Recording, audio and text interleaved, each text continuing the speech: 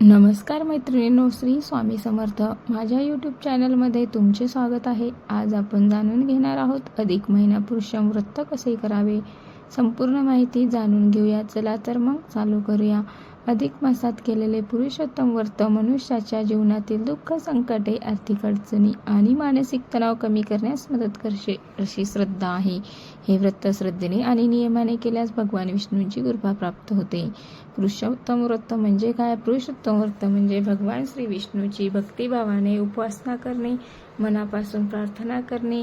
ह्या व्रतामध्ये रोज स्नान करून पूजा करणे, विष्णू नामस्मरण करणे, उपवास किंवा सात्विक आहार घेणे, दान धर्म करणे, कथा वाचन करणे, दीपदान करणे अशा गोष्टींचा समावेश असतो. हे व्रत मन शुद्ध करण्यासाठी आणि देवभक्ती वाढवण्यासाठी व्रत केले जाते.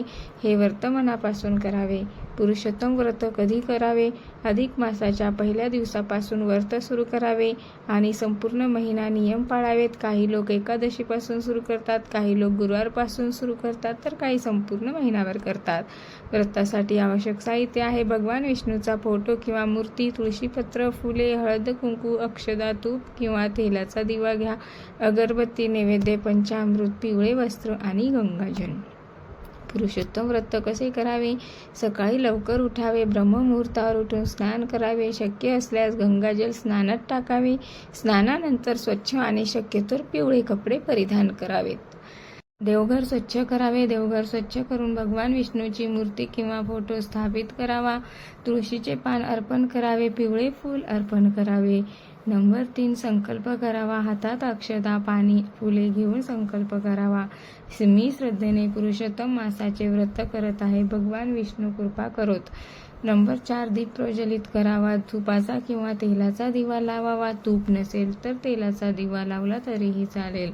अधिक मासात दीपदानाला विशेष महत्त्व म्हणायचा मंत्र आहे ओम नमो भगवते वासुदेवाय नमः. हा मंत्र 108 वेळा जपावा. विष्णू पूजा कशी करावी? भगवान विष्णूंना फुले अर्पण करावी, तुळशीपत्र वाहावे, अगरबत्ती दाखवावी, नैवेद्य दाखवावा आणि आरती करावी. शक्य असल्यास विष्णू सहस्त्रनाम पठण करावे. तुळशी पूजेचे महत्त्व आहे. तुळशी ही भगवान विष्णूंना अत्यंत प्रिय आहे, म्हणून रोज तुळशी समोर दिवा लावावा आणि प्रदक्षिणा घालावी. तुळशीची मनापासून पूजा करावी. उपवास कसा करावा? ज्यांना शक्य असेल त्यांनी एकादशी उपवास, फळाहार, सात्विक भोजन करावे. कांदा, लसूण, मांसाहार आणि मद्य याचा त्याग करावा.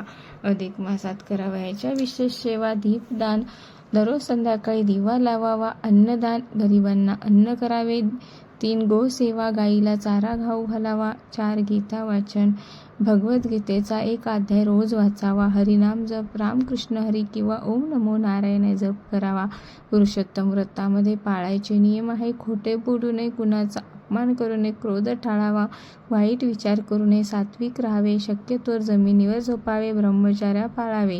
अधिक मासातील विशेष दिवस आहे एकादशी. या दिवशी उपवासाने विष्णू पूजा करावी. गुरुवारी भगवान विष्णू आणि बृहस्पती देवाची पूजा करावी आणि पौर्णिमाला दान धर्म आणि कथा श्रवण करावी. पुरुषोत्तम व्रताची कथा आहे: पुराणानुसार अधिक मासाला कोणीही मान देत नव्हते, त्यामुळे तो दुःखी होऊन भगवान विष्णूंना शरण गेला. भगवान विष्णूंनी त्याला आपलं नाव दिले आणि सांगितले, आजपासून तू पुरुषोत्तम मास म्हणून ओळखला जाशील.